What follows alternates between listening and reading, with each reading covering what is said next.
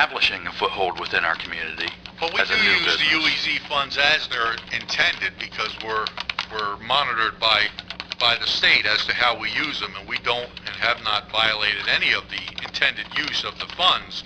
The concern with the UEZ is that there is no reoccurring funds coming from that, and then it's, well, what do we do? Do we pick and choose and say, oh, well, we like this guy and we're gonna remodel his whole place and get him started, or give him some cash up front to get started? How do you structure somebody who wants to go into business to give them that incentive? We have other ways that we can do that through taxing. There's pilot programs and so forth that we can offer incentives. There's incentive-based programs that we can help businesses, but to say we're gonna fix our business problem through our UEZ funding, it's many things. That's just one small piece of the pie. Right. And I know there are limited funds, so you can't go out and, it's not like $50 million sitting in there that we can, Not at all. It's probably about $1 million now, right? 600,000 roughly. About 600,000. I thought it was actually less than that. I thought it was closer to 400. No, we're roughly about 600,000. All right. Are there? Marita, go ahead. Go ahead. Since you brought up about, or Jack brought up about having businesses come in, trying to get businesses to come in, what's the biggest problem? Why? Because we hear that, I'm sure all of us hear that, having businesses come in, and I know you always say that you talk to a business and, it didn't work out or they changed their mind or whatever the case may be. What's the biggest problem that you see? So why that's not coming, so our residents know that you're trying, but this is the problem? Well, as we all know, the largest property and probably the most desirable property for redevelopment in a business is the Browns Mill Shopping Center. And we've tried to no avail to try and get that redeveloped. And I don't know why, personally, that the developer can't put a project together that will sustain itself on that particular property, because we've seen the numbers, we've seen how this property can produce, and they don't. They look for, I guess, much larger profit margins. We are looking at other areas that we feel are equally impressive that should be developed, and as you know, we're working on a stretch in Juliustown Road. Correct. We're looking at that project, moving forward with that. Something that we have more control of, that we can produce. But these other properties that are out there, and it's not like there's a lot of them. The Browns Mills Supply, it was a property we were looking at, but that was just recently purchased. So we're waiting to see what type of plan may come through on that. There are a few other projects that are kind of in the works, and we're trying to look for homes for these groups that are looking to come here. But the main location would be the Juliustown Road at this point. Not to say that we've abandoned the idea of the Brownsville Shopping Center, but we don't have anything currently, in the wings for that particular project right now. Okay. Can I ask a question? Mayor, going back to the property tax, commercial taxing, in that area where the old Browns Mills shopping plaza, there's been several stores that have been empty for a long time. Would that come into play, that where you're discussing maybe the possibility of that, something that then that owner who owns that plaza will be responsible in paying commercial taxes on those empty storefronts he has? For a long time he's had them in there. Right. Would that maybe give him the incentive, okay, if it's going to happen, you're going to get taxed now, there will be something maybe down the road he'll say, you know what, I maybe want to sell this to commercial or sell this.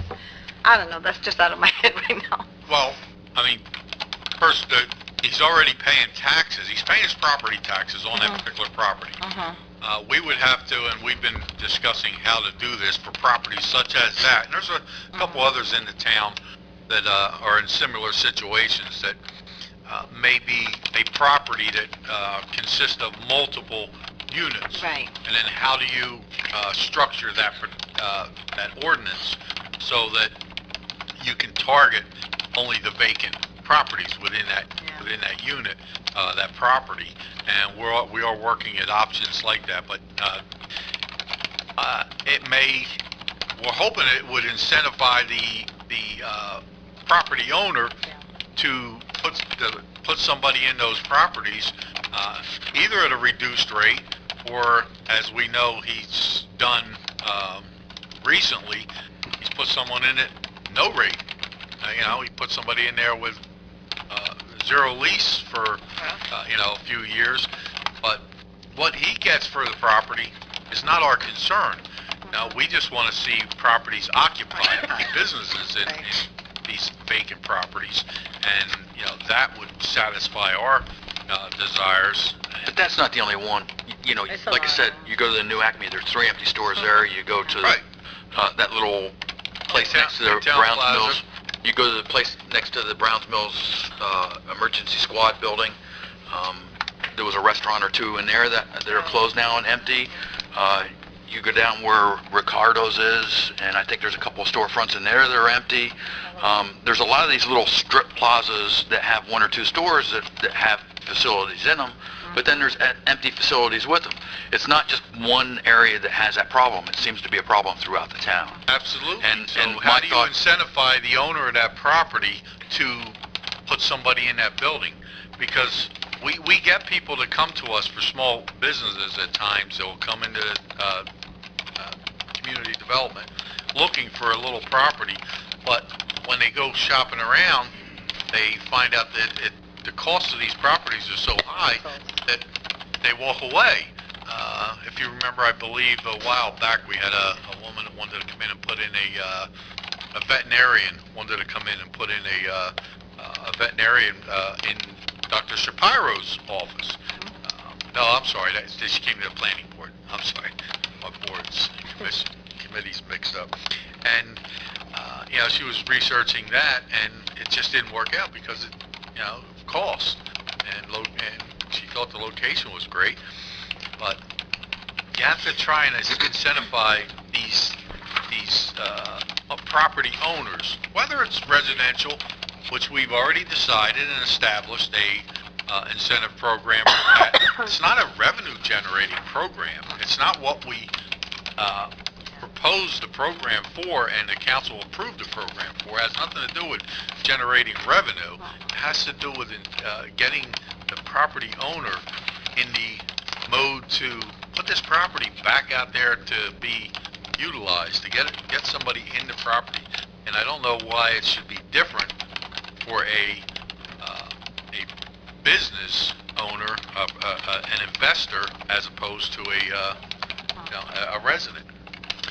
What I see too, from what I'm hearing from the residents, is that a lot, like with the old Acme Plaza, a lot of those storefronts, like I mentioned, they're not being maintained inside. So when you have someone coming in that wants to look inside and they see the difference of that, and it's water damage, stuff like that inside, and then they go to the other plaza, which is the new Acme Plaza, where they see the store might be in better condition. It's been empty, but not for that length of a time, but it's a little higher, so you have to vary both. But I know that there's some that will not go into rent near that plaza because they're looking at it as almost condemned to go in and rent.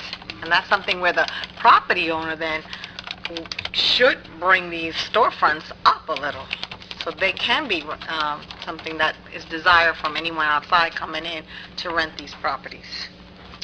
It's encouraging to know that administration is thinking outside the box and coming up with creative ideas to fix these issues. But let's go back, a little bit back to the budget. Are there any other questions? Yeah, I have about 1, 2, 3, 4, 5, half a dozen tabs. Streets and roads, and a lot of these are just going to be simple, quick answers. It looks like we're having one mechanic is retiring, and that line item for that individual is gone, of course. Are we looking at possibly replacing that individual this year, or are we happy with the manning of folks that are working on our fleet? Let me look at that, because I don't believe we have a mechanic that's retiring this year. Early? He's already gone. Oh, okay.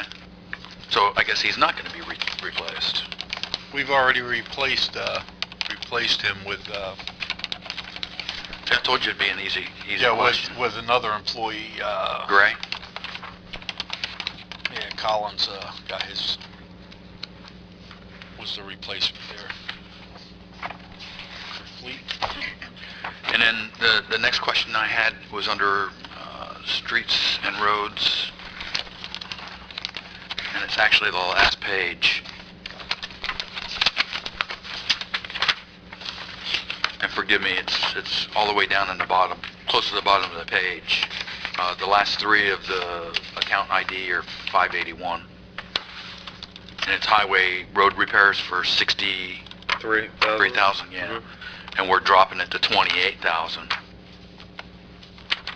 When we know, well, let me rephrase that. When we're assuming that there are going to be road repairs done through the year, we're dropping the amount of money that we're going to put into that.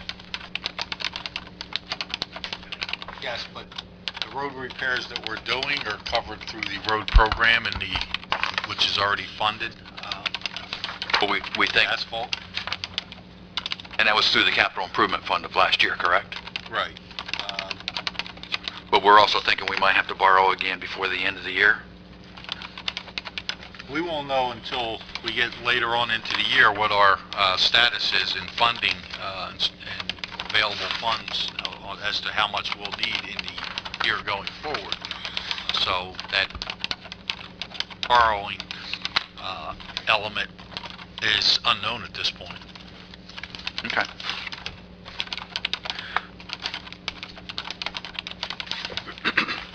The next section I have is recreation.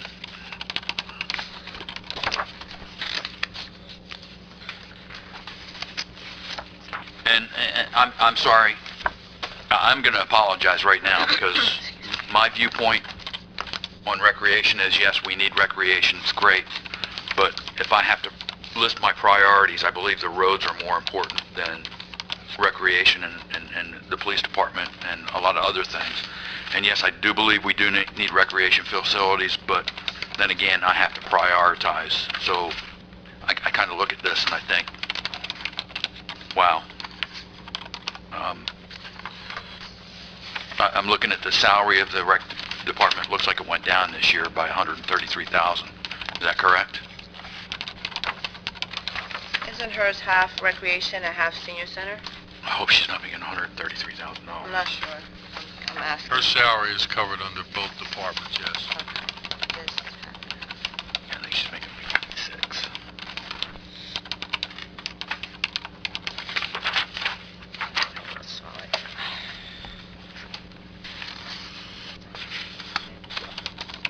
But last year's salaries and wages were 258,000. This year's 143. Or I mean, excuse me, 124.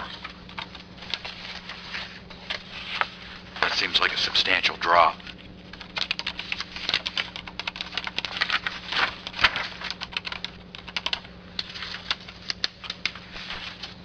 And when I look at the employees list, it doesn't look like any big change.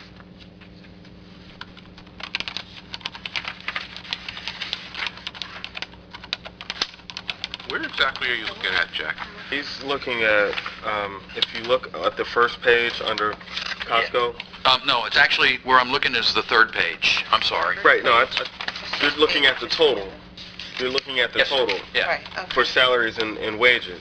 for the whole department, correct. Right. Oh, okay. Actually going up, Jack. Yeah, it went up. It went up. It's 277. That's why I was getting confused. Am I reading this wrong? I'm looking at this number. Well, you're looking at the top line. Looking at the top, yeah. Okay, yeah. Yep. All right, That's my what he was apologies. doing. Yep. I was looking at budgeted, not Mhm. expended.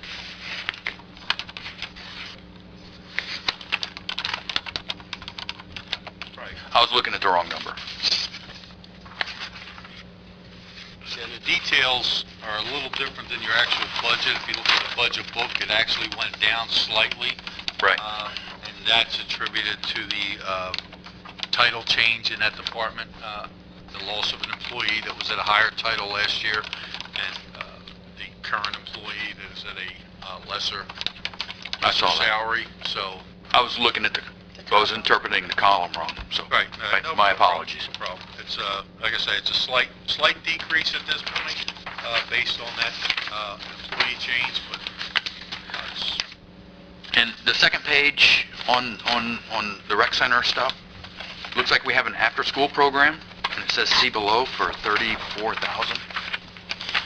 And I guess we're budgeting $33,000 this year. Is that the Nesbitt Center and the Dominic Johnson? Right. Okay, and we've been doing Dominic Johnson for quite a few years, correct? And the Nesbith. Actually, I Nesbith think the longer. Nesbith actually Longer. was the original program, and we've extended it. Do we ever reach out to the school to help them? Help them how? In what respect? There's a program that the school runs, the wraparound program also, I believe. That, It is Okay, so that's different than... separate. Separate. Okay. Because I see the kids over there at schools every now and then too. I thought maybe it was a concurrent. And I believe the wraparound programs are at the schools itself, Jack. Not at Sorry? The wraparound programs are at the schools itself, not at the centers, so. Okay. And I got one last thing highlighted here. Under rec this, yes. Yeah, it looks like it's under rec. Oh, and I think this was already answered. I was looking at the senior center stuff,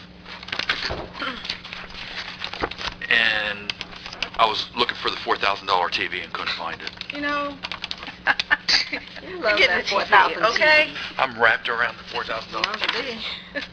As I explained, Jack, that Yes, you did. initially that was Being going to be smarter. bought out of last year's funding, but the purchase had taken a while, so we've got it coming out of this year's funding, and it's coming out of that bottom line.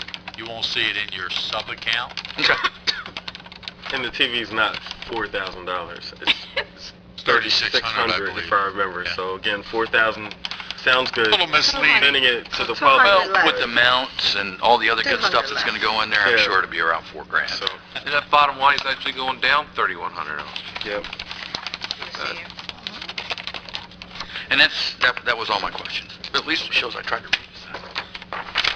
Well, council, we all reviewed the budget. Are there any other questions?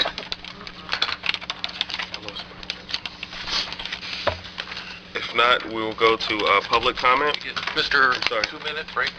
I was thinking 10. That's fine too, I just... Yeah, we'll have a 5-minute break. If we can come back at 10:25, Thank you. and then we'll start the public comment. If anyone from the public has comments. Military comment, especially military NCOs. Yeah. Comment. We'll start with Ms. Waters.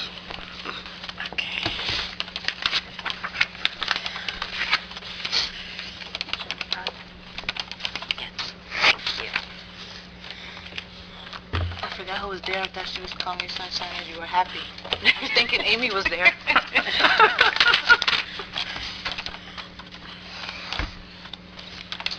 I'm Norma Waters, Pemberton Heights. Will you put dollars before the safety of the people and our police department?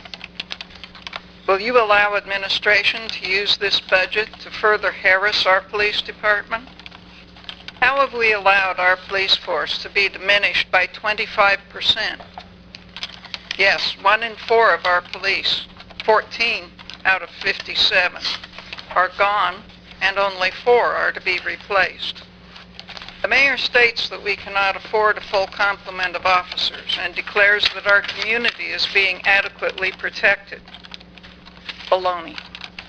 Our police department had the worst record of clearing cases in Burlington County, even when we were only 10% under full hiring. We must afford full police services. What we cannot afford is more mismanagement by Administrator Gonzalez and the lawsuits, resignations, heartache, and embarrassment he continues to cause. Mr. Gonzalez needs to either be put in his place or removed. I suggest cutting Mr. Gonzalez's pay by at least 25% and putting him on probation for at least 6 months for misconduct. If the mayor won't agree to that, council should simply remove Mr. Gonzalez from his position. Council should refuse to waive the residency requirement in the future and should fully vet any future candidates for administrator. That would save this township a lot of money and might even help restore our township's reputation and encourage others to live here, which would improve the tax base. Furthermore, we cannot afford to keep kicking the financial can down the road with continual borrowing. Decade after decade, township government, including under the committee form, kicked the can down the road and evaded responsibility until streets were nearly impassable and the state had to order us to either fix the dams or drain them. We had to borrow for what should have been done long ago. We have known for years that we were obligated to revalue the tax base, but administration made no financial provision for it. Council acted surprised when the state insisted, and then you borrowed for it. Now you say, don't blame us, the state is making us do it. Will you wait to establish fiscal responsibility until the state puts us under a state manager? Then you will really be powerless, and we all know what that did for Flint, Michigan. Will you risk that for us? Overborrowing is paralyzing state services, including educational subsidies and the Transportation Trust Fund, which now must use its total allocation just to service its debt. Sadly, Pemberton Township heavily relies on such state programs, which are now at risk. Recently, the state has suffered 9 credit downgrades due to flagrant waste, flight of businesses and retirees, excessive borrowing, and short-term indulgences at the expense of long-term well-being. It sounds just like Pemberton Township, which is not more creditworthy than the state. In fact, our modest incomes, neglected appearance, low property values, high rental-to-ownership ratio, high vacancy rates, and heavy reliance on state aid may create even more lack of confidence by potential bond purchasers. We owe it to ourselves and to future citizens to cover our current responsibilities, including cars and road maintenance, out of current revenue. Don't fall for the same false reassurances with which administration hoodwinked council last year. The mayor and administrator assured everyone the council could confidently go ahead and pass last year's proposed budget because council could easily refuse any of the borrowing when bond proposals were introduced. Please remember the mayor's humiliating tantrums when council did in fact fail to approve further borrowing. The mayor stomped about, screamed liar, and claimed the council had made a promise by approving the budget. Then he published a malicious letter rebuking council for interruption of the road program.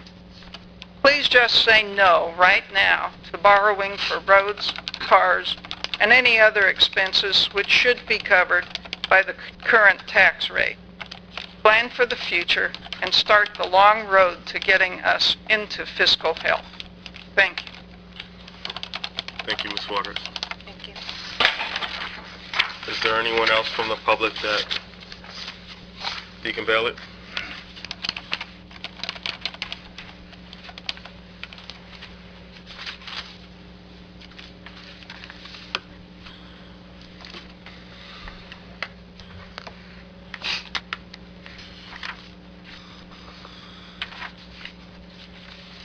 Good morning. Good morning. First of all, I'd just like to thank each and every one for your service to the Pemberton Township. And I would like to make just a couple of, say a couple of things pertaining to this budget. Number one, you mentioned about the empty businesses in different shopping centers, strip malls around town.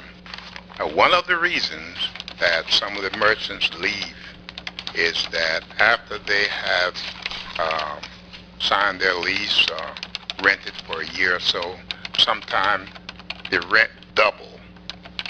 Now, this happened to me. And so I'm speaking from personal experience. And I had a friend had a business in the old old Acme Market shopping center, and his rent doubled after he was there for almost 2 years, and that was the reason he left. And the next thing I would like to mention is the police department. From my teaching and from wisdom of other individuals, I've heard that disorder is the origin of waste. And when I look at the police department and I see statements by the police chief that he can operate in a way that eliminate this council, then I have reservations about that. Under this form of government, it is my understanding that all branches, all departments come under the authority of the mayor, based on the mayor-council form of government. Now, I don't understand how you can get around that. And as soon as the police department is put in order, as it should be, I think you will eliminate some of the problems that exist. Thank you. Thank you. Seeing no one else from the public, this portion of the meeting is closed. Council, are there any other comments? If not, I'd like to entertain a motion to adjourn. Well, before we do that, do we need Wednesday? Oh, I don't think so. I don't see a need for Wednesday. I don't either. Unless you want me to go through this and ask some more. So, as much as I enjoyed it the first time, Jack, I think I got it the first time. Sunshine, how does that work, now that we don't need... Okay, so since you don't need the 23rd, then council can make a vote on the April 6th meeting. Council meeting. Okay, so we don't need to do anything to cancel? Mm-mm. Okay. No. Is there time? Yes, Amy said it could be done at the April 6th. Okay, good, yeah, 'cause I know I don't know off the top of my head what the number of days is, but I know there's a requirement of days. I believe it was still under the amount of days, Okay. April 6th. Okay, sounds good. Okay, well, like everyone, Jack? Did we make the public announcement for the meeting for the 23rd? I think it was They were It advertised was together. advertised, but we can... So I think we do need to advertise a cancellation of the meeting, though, don't we? You don't have to advertise, you just have to post it. Yeah. Okay. That's all. But the public hearing needs to be advertised. Yeah. And that's what I was referring to. There's a time requirement for advertising that. 48 hours, right? No, No. More than I think it's like 20 days, if I'm not mistaken. Well, to the public, thank you for coming out. Mr. Bannock and Dave, thank you all for being willing to be here and providing information for us, even before the meeting.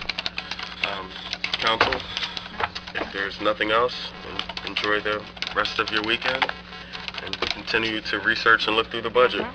Thank Motion, you. I'd like to entertain a motion to adjourn. So moved. Thank you.